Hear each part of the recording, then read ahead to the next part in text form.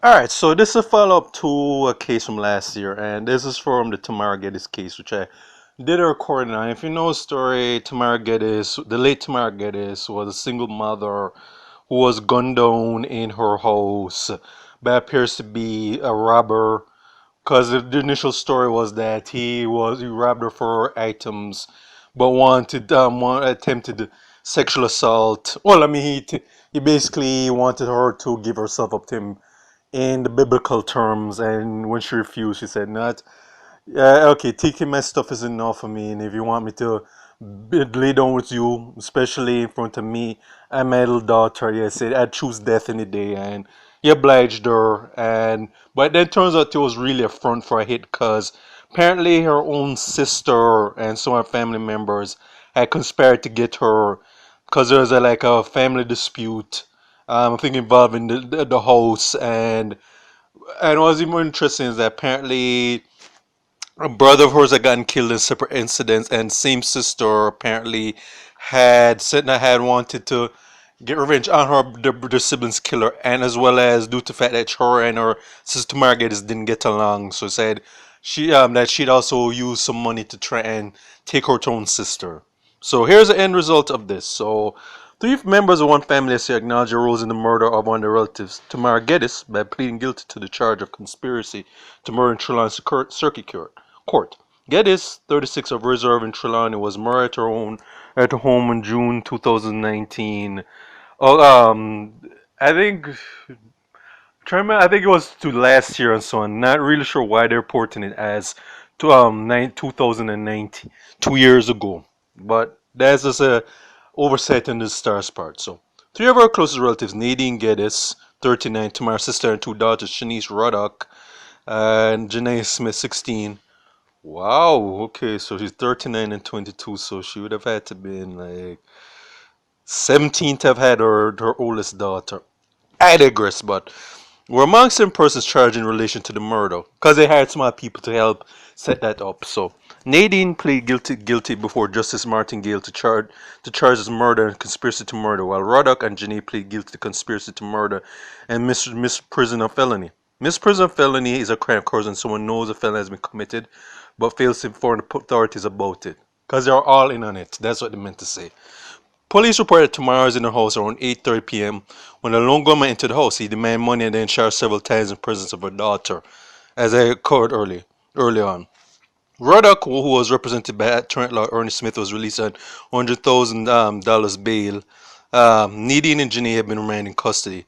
Okay, quote unquote, it's clear for evidence that she knew her mother had done something wrong but did not tell the police, because she was obviously in on the whole thing. When she returns to court February 22, I'll make an application for appropriate sentence. That's been said. Meanwhile, Rennox Knott, a 24-year-old welder of Norwood, St. James, was found not guilty of murder case prosecution of no evidence against him. He was late to get back to his freedom. Alright, I had a quote there which I don't care to read. Three other persons who were charged in Metro court yesterday were not actually pleaded to charge of murder and conspiracy to murder. They're 33-year-old Tashana Young, Owen Irvin, 55. I think they're the uh, couple that conspired with Tamara Geddes to get that hitman to murder her. Both of Hampton District, Salt Spring and St. James, and 24-year-old Brian Shelley. Their book to return February 22, at which time Nadine and her two daughters would be sentenced. So, in the article. So, yeah, I can say in this case justice was done. Alright, I mean, yeah, not perfect so much because I have to wait to see what sentence they get because like I said, even though they pleaded guilty, I really hope it's not a case where they get this bullshit sentence where they serve like 5 years or three or something or less. Cause like I said, like yeah, I'll congratulate them on the part. Yeah, they got the confessions and they got the masterminds behind this very tragic murder. But the thing is, I want to see if this goes through and so on, what their sentence is going to be.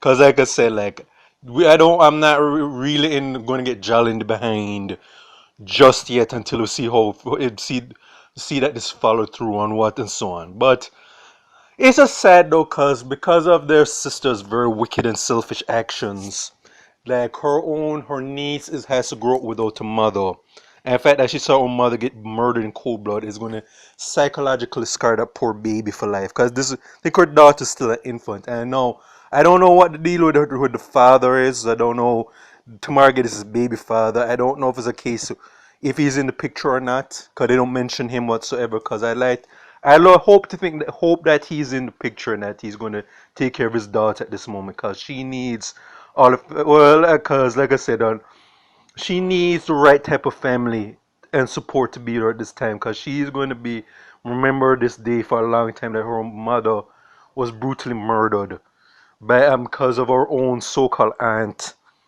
along with her cousins who conspired to have that happen though. I mean, bad enough that their own brother was murdered a while back, but that they have another family member was cut down, but and also the fact that another family member and her two daughters conspired to have that same the same family member just murdered. Yeah, that is one.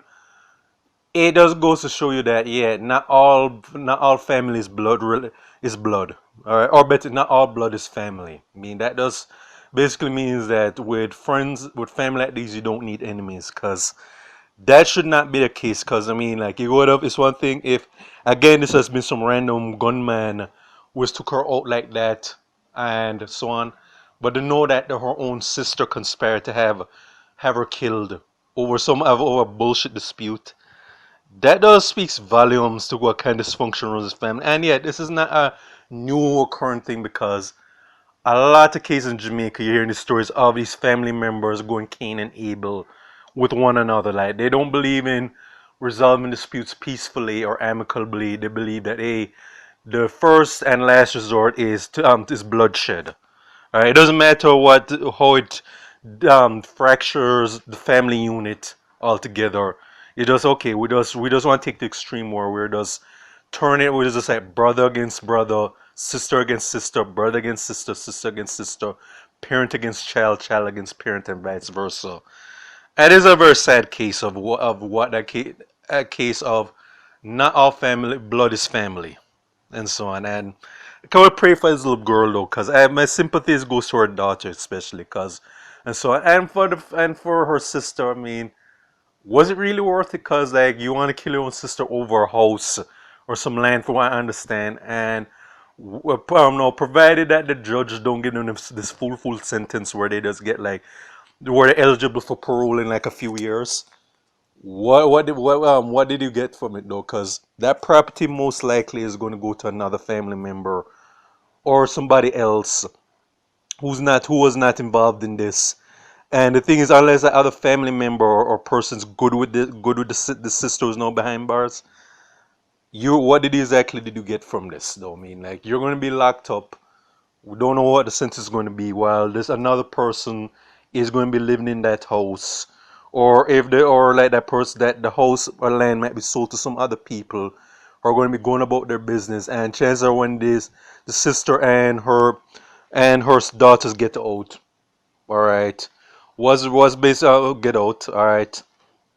The chances of them getting that house or that land is slim to none. So what exactly did you get from this though? I mean, like that's the denominator I have to ask. The thing I have to ask a lot of these fools who have these family feuds who take it to a very deadly extreme is that when you get caught and exposed and your life is over after you took the life of your sibling or relative, what do you get from it though when you get exposed though? I mean, like you don't really win anything in the end, especially when you get sentenced. Cause what if you want to kill that person over? I mean, like I said, was what does all those years behind bars, where God knows what can happen to you, was that really worth it? Like you couldn't have found some more peaceful, a more amicable way just to work out your differences or whatever. But this is just a case study again of not all families blood, and this is a very tragic thing. And again, I pray for the late Tamara Geddes' daughter, because she